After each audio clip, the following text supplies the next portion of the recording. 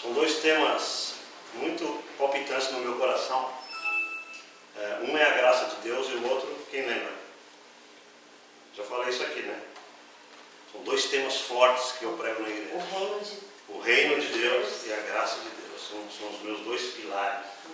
Os pilares que eu trabalho na igreja. Amém? Essa noite eu quero trabalhar um pouquinho sobre a graça de Deus. Eu preciso ver se eu consigo colocar isso aqui. Eu queria muito que vocês acompanhassem. Então vamos lá, eu vou falar um pouquinho sobre a justificação. Eu creio que é muito importante para a gente aprender um pouquinho sobre isso. E esse assunto tem uma tremenda ligação com a graça de Deus, o ensino bíblico sobre a graça de Deus. Amém? Eu quero que vocês me ajudem, para eu não ficar falando sozinho. Nós vamos fazer um tempo rápido de estudo, mas o pastor não vai ficar falando sozinho. Vamos combinar assim? Amém. Ok, nós vamos ler em Romanos, né? O texto de Romanos, capítulo 3 e 4.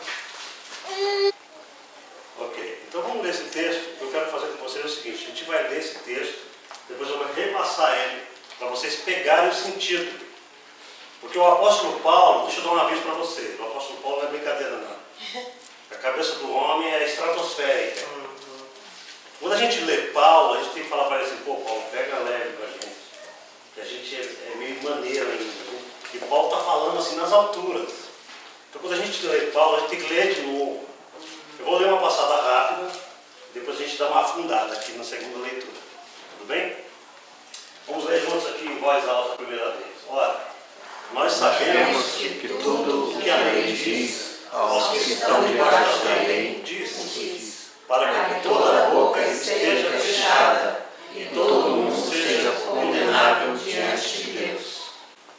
Por isso, nenhuma carne será justificada diante dele pelas obras da lei, porque pela lei vem o conhecimento do pecado. Mas agora se manifestou sem a lei a justiça de Deus, tendo o testemunho da lei e dos profetas, isto é, a justiça de Deus pela fé em Jesus Cristo, para todos e sobre todos os que creem, porque não há diferença. Porque todos pecaram e destituídos estão da glória de Deus, sendo justificados gratuitamente pela sua graça, pela redenção que há em Cristo Jesus, ao qual Deus propôs para a propiciação pela fé no seu sangue, para demonstrar a sua justiça pela remissão dos pecados dantes cometidos sob a paciência de Deus, para a demonstração da sua justiça neste tempo presente, para que ele seja justo e justificador daquele que tem fé em Jesus. Onde está logo a jactância? É excluída. Por qual lei? Das obras? Não, mas pela lei da fé. Concluímos, pois, que o homem é justificado pela fé, sem as obras da lei. Amém? Vamos fazer o seguinte agora. Eu vou dar uma passadinha agora, afundando mais o texto na mente. Ora, Paulo diz, agora deixa só que eu leio e eu explico para vocês. Ora, nós sabemos que tudo que a lei diz, aos que estão debaixo da lei diz, para que toda a boca esteja fechada e todo mundo seja condenável diante de Deus. Quando você lê um versículo desse, você precisa entender o contexto que Paulo está falando. Okay? Paulo está ensinando para esse pessoal aqui, para os romanos, que a lei de Deus que foi dada a Moisés, ela tinha uma função só. Ela não tinha outra função, a não ser mostrar que a gente é pecador. Sabe qual é o propósito da lei? Se alguém perguntar para você um dia, por que Deus mandou a lei? O único propósito, isso é Paulo que está falando, não sou eu não. Paulo diz assim: a lei veio para que haja conhecimento do pecado, para saber que você é pecador e que você não consegue guardá-la. Só para isso que a lei veio, gente.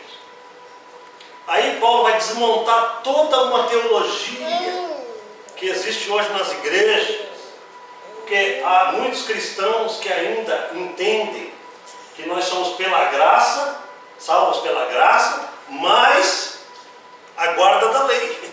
Tem muita gente que acredita desse jeito. E Paulo falou: não, a coisa não funciona assim. A lei, ele está falando nesse versículo, só existe para que todo mundo esteja de boquinha fechada diante de Deus, porque pela lei todo mundo é condenado diante de Deus. Se for pela lei, querido, você está condenado. Deu para entender isso? Yes. Ah, então a pessoa chega para você, ó, você se separou. É o seu segundo casamento esse? É. Então, minha filha, pela lei, a palavra de Deus diz que se você se separar e casar com outro marido enquanto o outro está vivendo, está escrito, você está condenado. É verdade, a Bíblia está falando isso.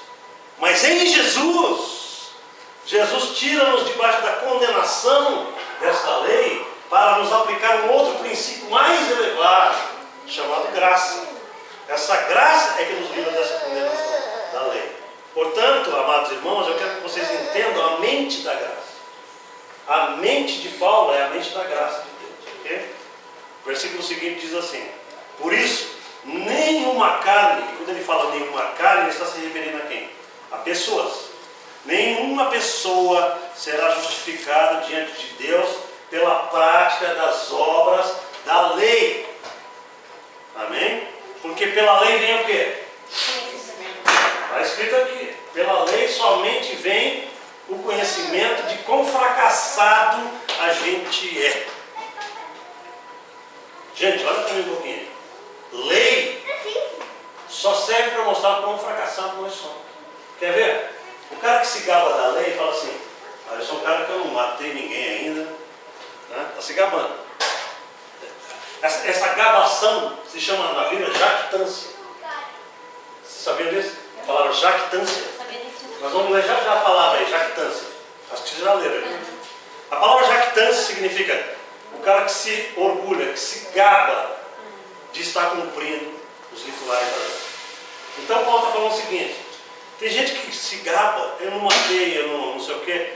Mas Jesus disse assim: o problema com a lei é que ela é mais profunda do que você imagina. Às vezes você não levou a mulher do vizinho para a cama, mas você não pode ver ela de longe no quintal do vizinho.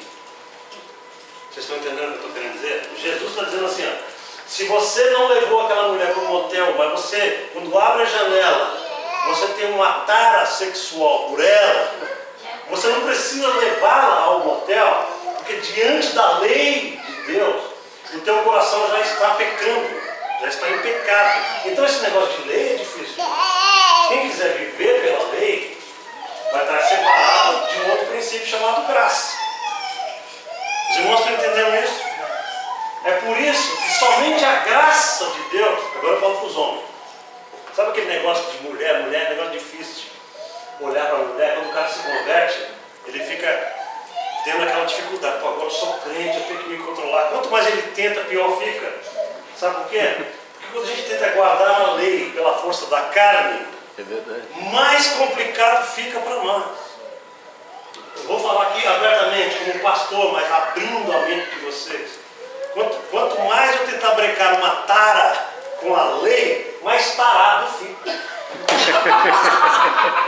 É verdade, eu estou falando para vocês. Você sabe por que os padres têm tanto problema com pedofilia? Com tanto problema com assédio sexual? Por causa da proibição da lei. Você é proibido, você tem que fazer celibato. E quanto mais ele oprime aquilo dentro de si, mais o pecado vai querer explodir como um vulcão nele. Daqui a pouco ele está subindo nas paredes e ele não está sabendo por quê. É sério que eu estou falando para você. Amados irmãos, a lei só serve para amplificar o poder do pecado em nós. Lei mata e lei amplifica o poder do pecado.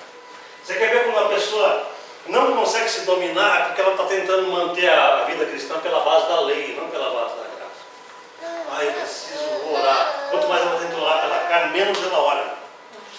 Eu preciso parar de comer porque é gula. Mais ela come, ela não consegue ver uma feijoada na frente. Porque ela está tentando guardar a lei com a força da carne. E Paulo fala, está vendo o problema de vocês? É que vocês não entenderam que a lei não veio para que vocês tentem guardá-la para ser santos.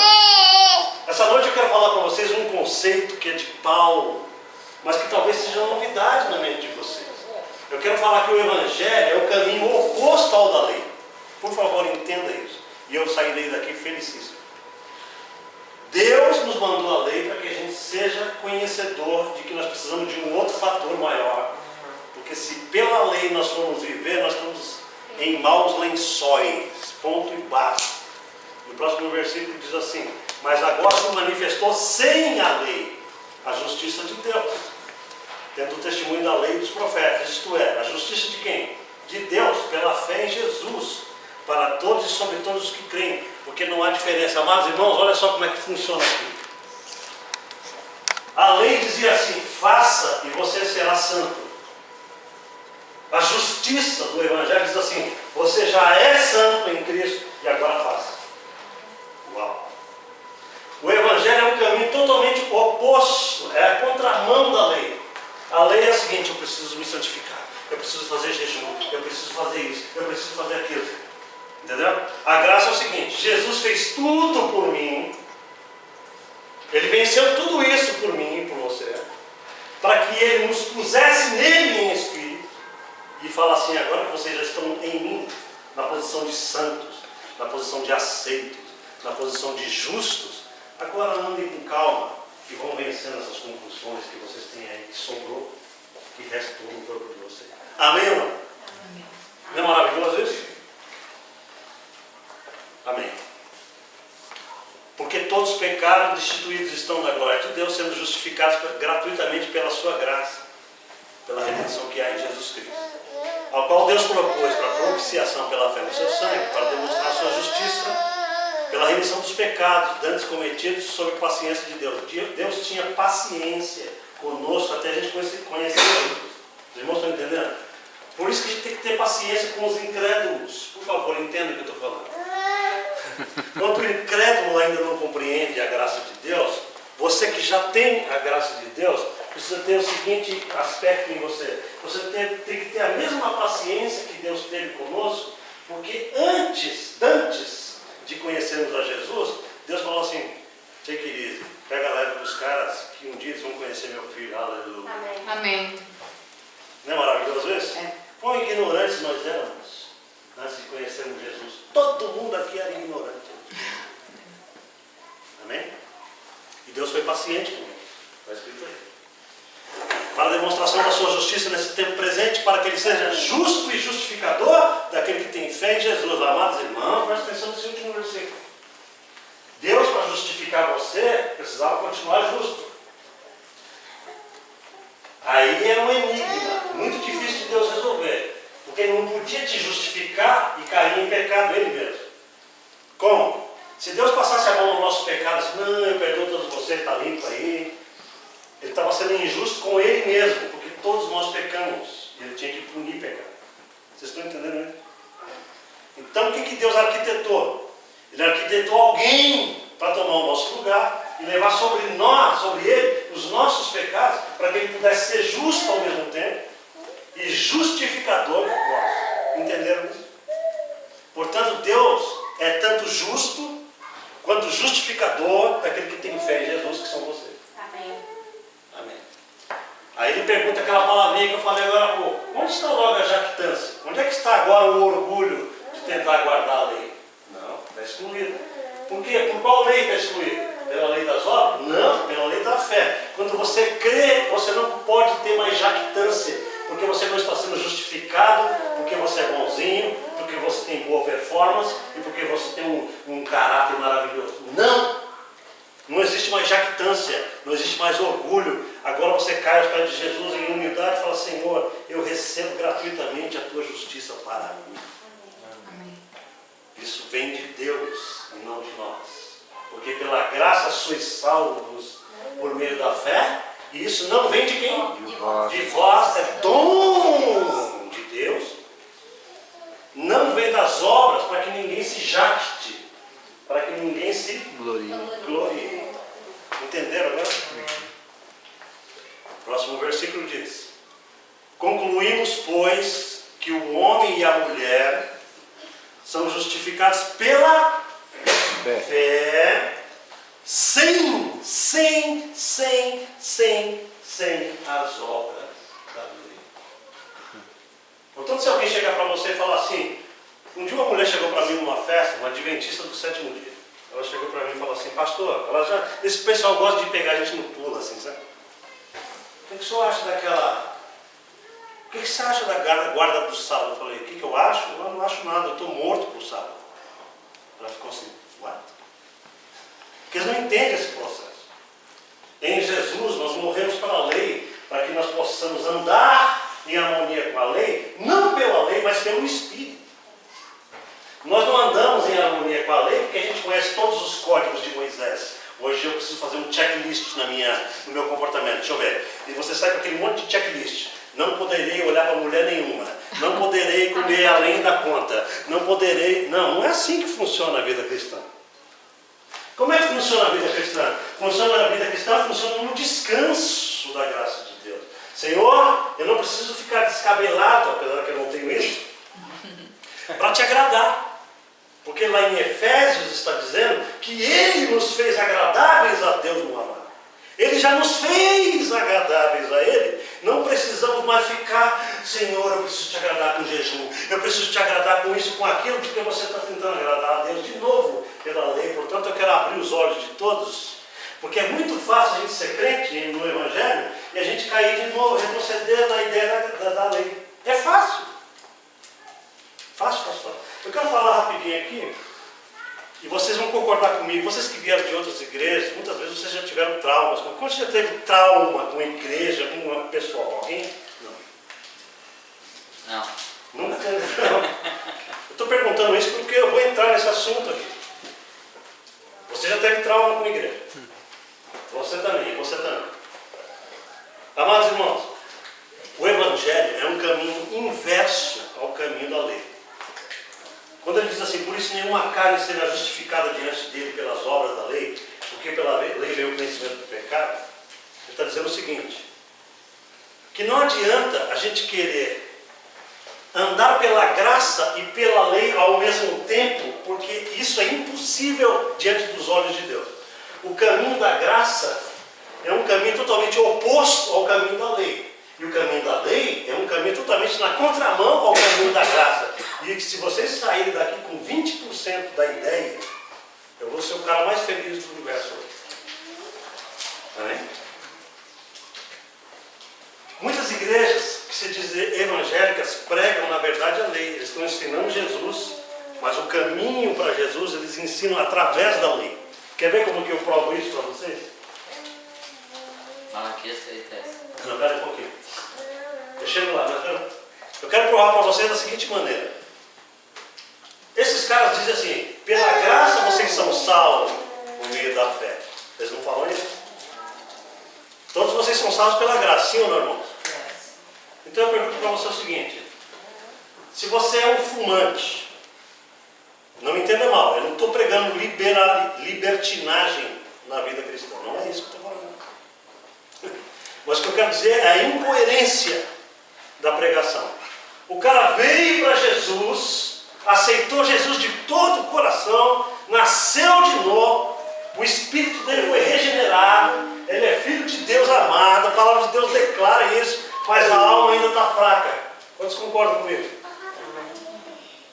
Você sabe a diferença de alma para espírito, né? Vocês já viram aqueles vídeos que eu mandei para vocês? Então eu vou pedir lição de casa para vocês, verem aqueles vídeos. Eu vou. Amados irmãos, uma coisa é o cara ser regenerado no espírito, outra coisa é trabalhar a alma diariamente. Então, o cara que acabou de vir para Jesus está com aquele baita cigarrão no bico ainda. E às vezes um pastor pega ele e exclui o cara, execra o cara na frente de todo mundo. Você é um pecador, você não vai se converter, cara. Ele não entende que aquilo não está fazendo diferença aos olhos de Deus do ponto de vista da justificação. Está fazendo diferença na vida dele do ponto de vista da santificação, que são coisas diferentes. Porque se é pela justiça de Jesus Cristo, não é pelo meu cigarro que eu sou salvo. Ou eu estou enganado? Se é pela justiça de Jesus Cristo que eu sou salvo, pelo sangue do Cordeiro, eu preciso entender o seguinte, que a justiça que ele já imputou no meu espírito é essa capacidade que vai me fazer capaz de largar cigarro, que vai me fazer capaz de largar maconha, que vai me fazer capaz de largar cocaína, que vai me fazer capaz de deixar de ser adúltero. É essa justiça, essa consciência que eu já sou justo, que eu já sou santo, que eu já sou amado e que eu abraço com amor esse Deus, que faz assim, tudo isso agora virou lixo na minha vida. Porque de hoje em diante eu sou uma nova criatura. Amém. Mas quando alguém pega uma criatura dessa e começa a tentar fazer com que ela mude de vida, pela força da vontade do comportamento, essa pessoa vai cair num ciclo de frustração tão grande que ela não vai conseguir sair do lugar. E ela vai se sentir frustrada e ela vai cair em pecado. E quanto mais ela peca, mais culpada fica. E quanto mais culpada fica, mais peca, porque uma coisa gera a outra. E aí ela fala assim, quer saber de uma coisa? Eu não consigo ser santo igual a esses caras. Só que ela não sabe que esses caras, por trás, não são tão santos como ela está pensando que são. Então o que existe hoje, amados irmãos, é que a gente tem que criar uma comunidade de pessoas que tenham luz de verdade, a ponto de não caírem nessa mentira, entenderam?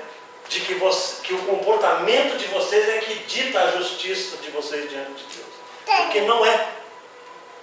É o contrário. É a justiça de Deus que está em você que faz com que você perca toda a compulsividade para o pecado. Ela glória a Deus por isso. É porque o Espírito Santo já habita em você. É porque o Espírito Santo já está no teu espírito. É porque você já tem ligação com o céu. É porque você agora é nova criatura dentro do teu espírito, que você pode renovar a tua alma e o teu corpo pode ser afetado por essa bênção. Maravilha, né? Isso se chama identidade. A identidade do novo homem. Paulo fala que nós somos novas criaturas. Amém? Isso vocês vão ver muito por aí. Eu não sei se vocês viram ou se ainda vão ver. Mas pessoas que tentam viver o Evangelho pela força da carne, tentando guardar a lei. É só frustração. O pastor tem que chegar para a igreja dele e falar assim, amado, o caminho é outro, o caminho é de lá para cá. Você quer parar com a compulsão em relação à bebida alcoólica?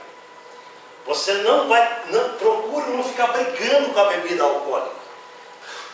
Hoje eu tenho que parar com esse negócio. E fica com aquela coisa doida, rangendo os dentes. O Evangelho não é assim. Vocês estão entendendo isso? Como é que funciona o Alcoólicos Anônimos? O Alcoólicos Anônimos, eles podem ter pode ter até um certo mérito de trazer pessoas para a sobriedade. Mas o caminho do Evangelho é um caminho oposto ao dos Alcoólicos Anônimos. Porque o Alcoólico Anônimo diz assim, já foram numa reunião de Alcoólicos Anônimos? É assim, tem um grupo aqui, vamos supor que nós todos aqui estamos do grupo. Aí levanta eu, que já estou um pouquinho mais sóbrio há mais tempo que vocês, e eu vou falar o seguinte, olha pessoal, o negócio é o seguinte, meu nome é Israel Silva, eu sou um alcoólatra. Eles começam declarando que eles são alcoólatras. A palavra de Deus diz assim, quem está em Cristo, nova criatura é em espírito. Portanto, um crente jamais poderá dizer de si mesmo, eu sou isso. Porque ele nunca mais será isso. Em nome de Jesus. Jesus não veio remendar você, ele veio transformar poderosamente você. Amém. Amém, queridos?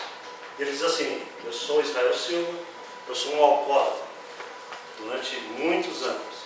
E hoje já é o meu 32º dia e eu estou sóbrio.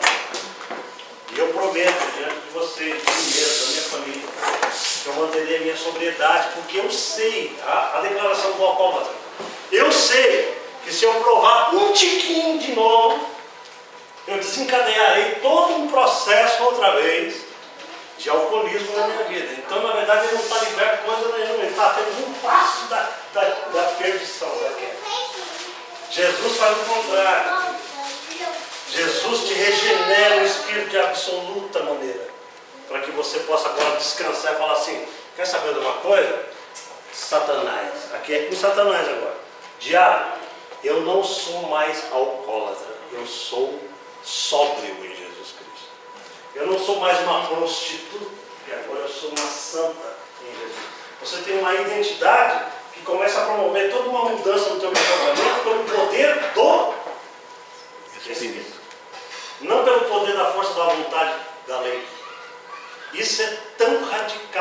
vocês entenderem, vocês vão ter controle sobre toda a vida emocional, toda a vida financeira de vocês, porque gastar em shopping também é compulsividade.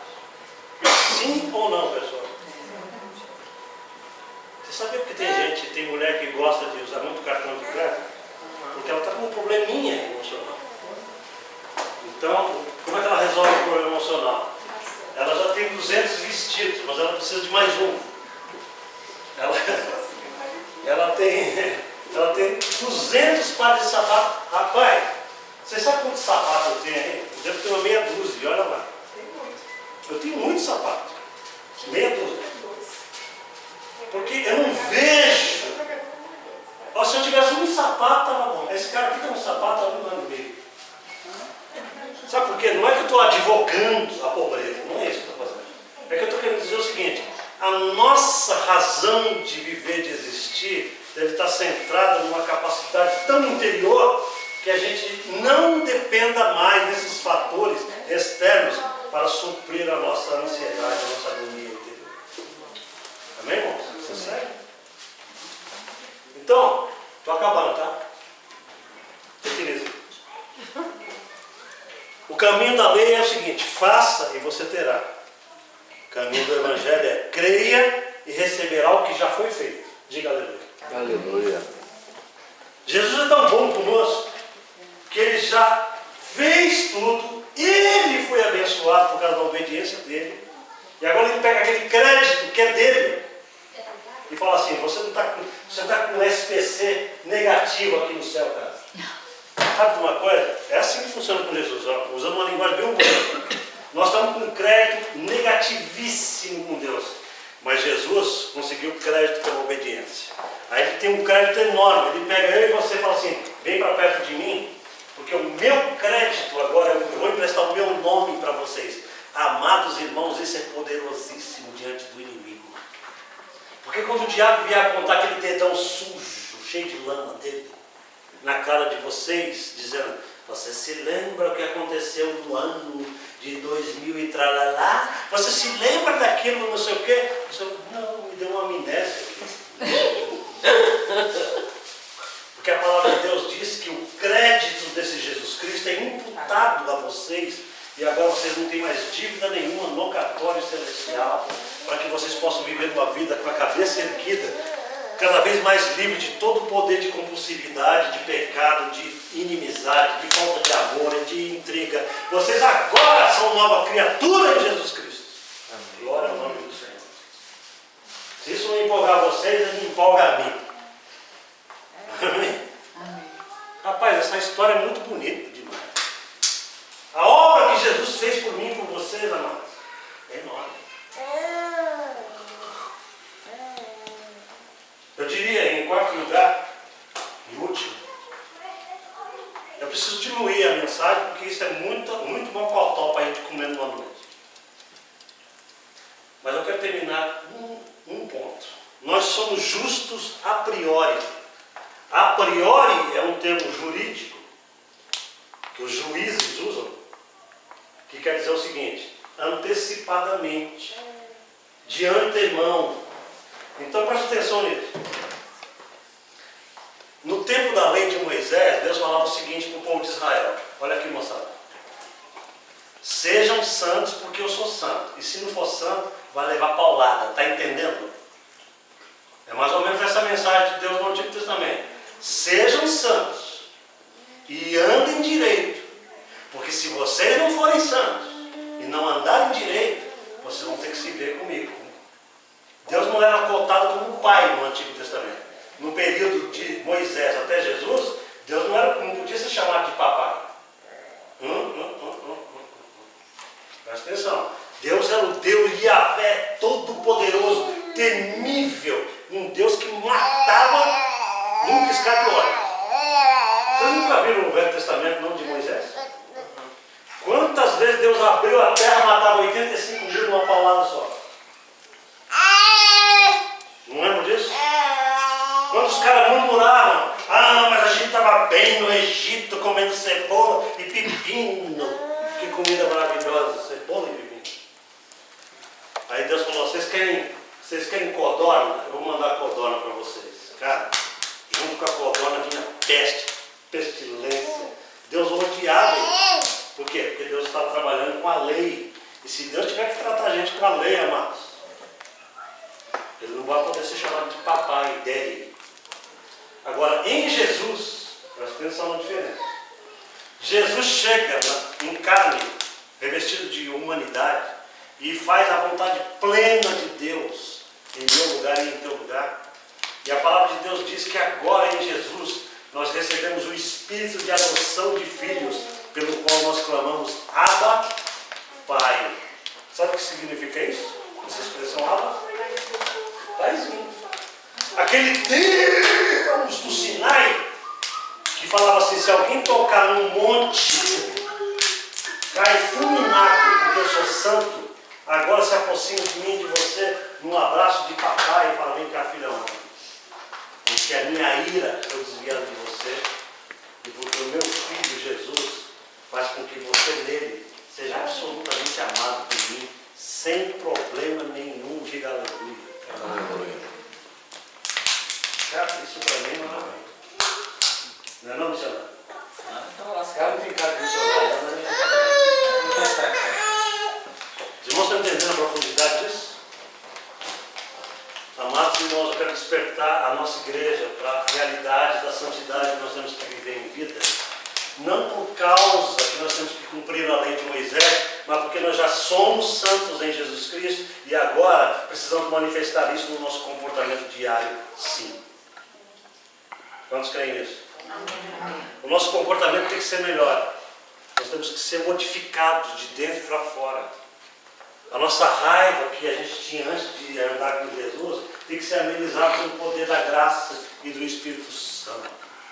Nós precisamos abrir o nosso coração agora e falar: Deus, porque o Senhor me ama tanto, eu tenho que vazar este amor na direção de outros.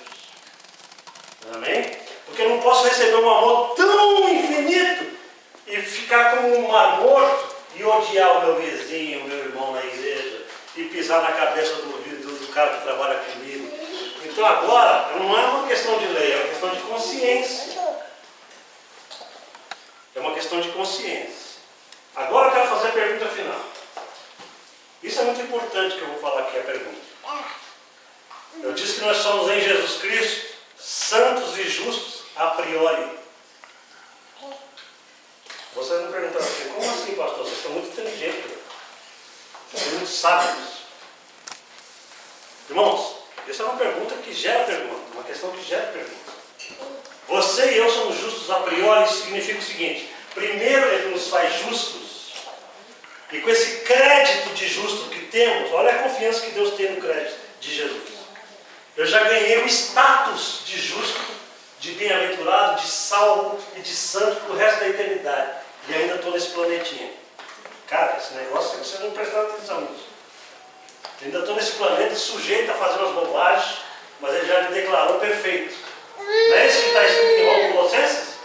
Abra lá em Colossenses 2, 10. O que diz aí, sério, na tua Bíblia? Colossenses 2, 10. Colossenses 2, 10.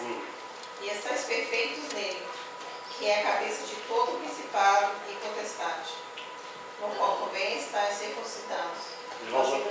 Ouviram isso? Lê de novo só a primeira parte do versículo. E estás perfeito nele. Stop. Cara, a gente tem a mania de ler a Bíblia que nem um jet ski. Jet ski é aquele negócio que vai no lago, no Lake Mead, na maior velocidade e passa em cima da água assim, ó. A Bíblia é um mar de entendimento. E a gente lê a Bíblia como um jet ski. A Bíblia, Jesus está falando assim: para. Afunda esse negócio aí. Ela está falando ali: vocês são perfeitos em Jesus Cristo. Aí você olha no seu espelho de manhã e fala: acho que essa Bíblia aí tem alguma coisa errada. Porque eu sei quem eu sou. Qual é a diferença entre o que está escrito ali e o que está acontecendo com você na vida diária? É que você agora está se olhando pelo prisma da sua alma caída e frágil, fraca. Amém? O que Paulo está falando aí, querido, é algo sério. Ele está dizendo assim, só para a gente acabar: em Jesus você é justo e santo a priori. De antemão você já é justo, perfeito. Quando alguém fala assim, você é imperfeito, fala, mentira, a palavra de Deus diz que eu sou perfeito. Eu sou perfeito em Cristo Jesus. No Espírito. A minha carne, a minha alma não são perfeitas. Mas no Espírito eu tenho um status eterno de perfeição. E eu quero que o diabo engula isso essa noite, em nome de Jesus. Porque o Israel Silva, o Weber, a irmã Cris, todos vocês são perfeitos aos olhos do Pai em Cristo Jesus. Amém. Isso é muito sério que eu estou falando. Quando o diabo vier falar, não, mas você... Cara, eu sou perfeito em Cristo Jesus. Amém. Sai fincado. Sai fincado, em nome de Jesus. Quando ele vier com aquele papo furado, sou perfeito em Cristo Jesus. Não, você tem que repetir que nem um disco quebrado. Eu sou perfeito em Cristo Jesus. Não, mas você cometeu aquilo. Mas eu não quero saber, eu sou perfeito em Cristo Jesus. Justo a priori não significa que Deus não pode corrigir algumas bobagens que fazemos. Então segura a mão que eu vou explicar agora. Justo a priori significa Deus me ama pela identidade que está lá no meu espírito. O meu comportamento, que é fruto da alma, que é outro departamento, ele vai lidar comigo para eu consertar e me adequar ao espírito. Mas ele não me trata segundo o meu comportamento. Deus não te trata segundo o teu comportamento, diga amém. Porque se ele te tratar, ele vai ter que te punir toda hora. Você não estava no tempo da lei, não é boa notícia? Deus pode te corrigir aqui e ali, quando ele vê que o negócio está pesado demais. Ele vai falar, você não entendeu, eu estou sendo longânimo contigo, agora eu vou te dar uma corrigidinha. Porque ele está adequando o teu comportamento à tua identidade de justo a priori, quando você entendeu. Amém. O que eu não aceito é que um crente seja justo e perfeito a priori, de antemão, e continue andando sempre e eternamente uma vida que não tenha coerência nenhuma com o status glorioso e bendito de justiça que ele já recebeu em Jesus Cristo. Porque isso é contrariar a graça do Evangelho de Cristo Jesus. O apóstolo Paulo diz assim, nenhum de vós receba a graça de Deus em mim. Amém? Yes. Nenhum de vós receba a graça de Deus em mim. Porque a graça é maior do que a lei, mas a responsabilidade é também maior do que a lei. Agora, amados irmãos, ser justo e santo a priori faz com que a gente tenha crédito nas regiões celestiais. Então preste atenção agora, que agora ficou mais interessante. Antes da gente comer a comida física. O que significa isso, pastor? Significa o seguinte, às vezes as pessoas chegam para os pastores e falam assim, pastor, acho que a minha oração não está sendo respondida, porque eu não tenho me comportado muito bem, eu acho que eu estou em falta com Deus ainda, eu acho que... Então, aí a gente precisa corrigir a mentalidade do crente, fala assim, é verdade, irmão, você tem que mudar muito esse comportamento teu. Mas Deus não responde a tua oração baseada na tua performance, mas Ele responde baseado na graça dEle e na identidade que Ele implantou dentro do teu espírito. Amém. Aí o cara fala assim, se isso for verdade, o negócio é incrível. Se isso for verdade, ele fala, é incrível. Amados irmãos, deixa eu falar uma última coisa para vocês. Vocês nunca aconteceu com vocês, comigo já, de eu saber que eu pisei na bola, errei, meu Deus, aquilo está evidente, eu errei, e Deus, ao invés de me dar uma paulada, vem e me dá uma bênção e uma graça, porque o amor no tempo da graça faz com que a graça me conserte pela graça e não pela punição da lei. Vocês não estão entendendo o que eu estou dizendo? Se eu erro contra a minha irmã Cris e cometo uma besteira contra ela, contra o Weber, ou contra vocês todos, e depois ela chega para mim e traz um presente para mim, em vez de ficar com uma raiva enorme de mim, ela vem e me abençoa no momento que eu estou precisando. Como é que eu fico? O cara tem que ser muito estúpido para não entender a graça de Deus. Porque tem gente que quer estúpido. Eu sei que tem. Tem gente que mesmo assim ainda continua estúpido. Mas aqueles que têm Jesus Cristo sabem que o Pai, quando ama, ele fala que vem aqui, menino. Você precisa de umas palmadas minhas hoje. Mas senta aqui no meu colo que eu vou te mostrar o meu carinho. Porque você está precisando do meu abraço. Você está precisando da minha graça. Aí o cara começa a chorar. Não é verdade, Senhor. Quão estúpido eu sou. Quão tonto eu sou. Aí ele se arrepende. A graça de Deus, ela é um fator de transformação maior que existe na vida do humano. O amor é o maior fator transformacional do ser humano. Quantos acreditam nisso? Amém. Amor não significa frouxidão. Mas o amor trata você pela sua identidade e ela não trata você pelo teu comportamento o tempo inteiro. Portanto, amados irmãos, a graça de Deus está nos ensinando o seguinte hoje, só para finalizar, última frase. Se eu recebi tamanho crédito do Papai Celestial, Deus agora exige que eu repasse esse crédito a outros. Amém? Então, peraí, como é que eu trato a minha esposa? Quando a minha esposa erra comigo, ela tem uma identidade justa, a priori, também.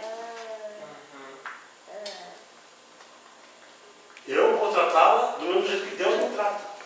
Eu não vou olhar muito para o comportamento dela, embora o comportamento dos cônjuges, às vezes, irrite a gente. Não estou falando que a gente é santinho no comportamento. O que eu estou falando é o seguinte: a maneira de um cristão tratar com pessoas é baseada na mesma graça que ele recebeu de Deus para com ele. Amém? Gostei do sorriso, não é legal? É isso aí, irmãos. Vamos tratar os nossos irmãos pela identidade que está neles, e não pelo comportamento errado que eles estão mostrando. O comportamento errado, a gente chega e fala: irmão, é o seguinte, é isso, isso, isso. Porém, eu amo você, Deus te ama. Eu amo você também. O seu irmão lá, trata ele segundo a graça e não segundo a lei. Meu irmão. Desculpa ter falado mesmo do seu irmão, porque as pessoas não estão. Mas a única maneira do teu irmão se converter de fato é ele ver em você que você trata ele pela identidade que você quer ver nele. Não pelo comportamento que ele está mostrando com você. Entendeu? Isso mata o cara. Isso é uma bomba atômica naquele negócio dele todo. Quando você trata ele e fala que, vem cá, você não crê em nada disso que eu creio? Eu vou dizer uma coisa, cara, você foi chamado para o Evangelho. Deus vai fazer uma transformação em você. Fala com o Espírito que está dentro dele. E deixa ele falar assim, que ele não sabe de nada. Deixa a bomba invadir dentro dele. Você não está entendendo isso aí, irmão? Joga aquela bomba, assim, ó.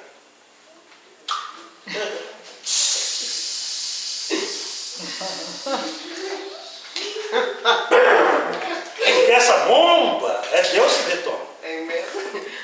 Aqui o crente tem que saber evangelizar às vezes com as granadas divinas. Você tem que tratar ele, e todos vocês têm que tratar as pessoas com o potencial que Deus tem dado em Jesus para elas. Quando Paulo se converteu, que ainda era um assassino, ninguém queria falar com Paulo. A igreja toda falou: cuidado com esse cara, que ele está fingindo que se converteu. Vocês nunca perceberam isso no Evangelho? Paulo ficou execrado, longe de todo mundo, e já era crente pra caramba em Jesus Cristo. Aí levanta um homem de Deus chamado Barnabé, que olhou para ele e falou: esse cara, eu não olho o exterior dele, o que ele fez no passado, eu estou olhando quem ele é. Ele já não é mais Saulo agora, ele é o Paulo de Deus. Eu te abraço e eu vou te apresentar para os apóstolos. Ele, Barnabé, foi o cara que acreditou na identidade divina que estava em Paulo. Paulo deve muito a Barnabé, e eu vou dizer uma coisa para vocês. Vocês hoje são Barnabés, que devem enxergar na vida de outros Saulos que estão por aí pisando no tomate. E vocês devem olhar para dentro deles, esquecer a papagaiada que eles estão fazendo de errado, e deve olhar para dentro dele com aquela granada divina e falar: você vai ser um servo do Senhor. Segura a onda aí. Deixa comigo. Os irmãos nunca viram isso? Já a pessoa está sendo traficante, está sendo isso, está sendo aquilo. Chega um crentinho com a Bíblia na mão, humilde e fala assim: o Senhor te diz, se prepara, porque Ele tem uma obra poderosa na sua vida. Cadê ele, irmão? É o cão, meu irmão. Esse é o cão chupando manga.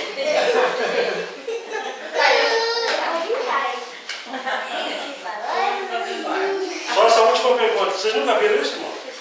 Vocês nunca viram gente que se converteu, que era traficante, bandido, estuprador, maluco e tudo mais? E chega um cara ousado em Jesus Cristo e não olha para o comportamento. Ele está indo em pecado, ele está fumando maconha, ele está na cocaína, ele está no mundo da miséria. E o cara chega olhando a identidade de Jesus e fala: você, a partir de hoje, eu determino, você vai ser um servo do Senhor. E aquilo cai que uma bomba divina. É a única maneira de converter um cara desse. Ficar discutindo teologia com um cara desse é pura besteira. Manda a granada de Deus para dentro. Deixa Deus agir. Porque aquilo vai ficar dentro dele, cara, e vai explodir na hora de Deus. Amém. Vai explodir, eu estou falando para vocês. Porque você está trabalhando da maneira que Deus quer que você trabalhe. Deus quer que você trabalhe olhando o poder do Espírito Santo e transformar o pior dos pecadores. Amém. Amém? Amém. Bomba atômica. Uma bomba atômica. Bomba divina. Eu tenho uma pergunta para o senhor. Mais cedo o senhor estava falando do jejum, que a gente não precisa fazer isso mais. Eu não falei que a gente não precisa falar. Eu falei assim: a nossa maneira de santificar a nossa vida não é pela guarda da lei. Ok. Mas as disciplinas do Espírito exigem disciplina, como o jejum, por exemplo. O jejum não deve ser encarado como uma obra da lei. Ah, eu vou fazer um jejum para ganhar uma bênção. Isso é mentalidade pagã. Nós não fazemos nada para ganhar nada de Deus. Deus já nos deu tudo em Jesus. O crédito é enorme.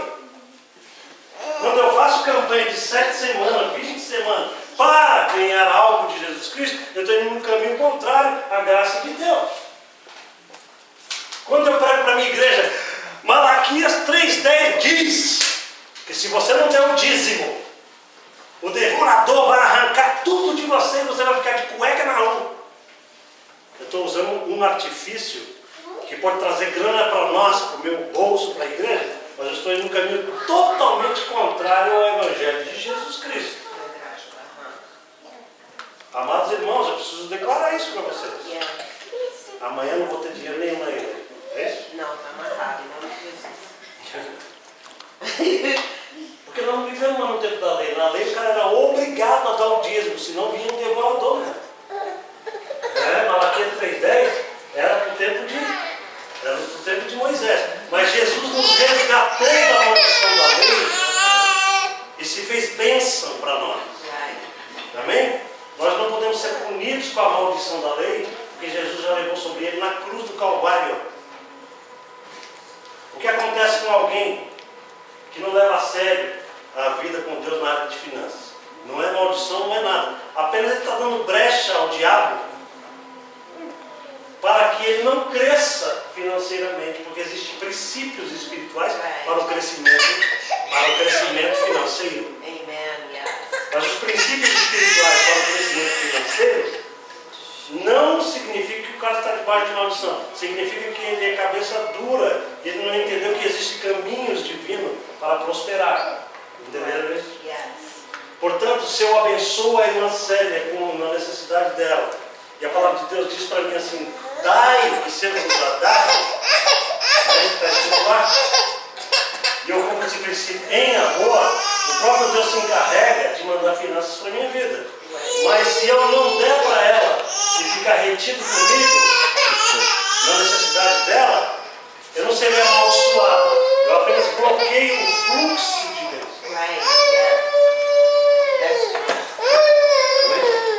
Vamos orar. Vamos ficar de pé, vamos orar um pouquinho. Vamos orar, né? Amém? Pessoal,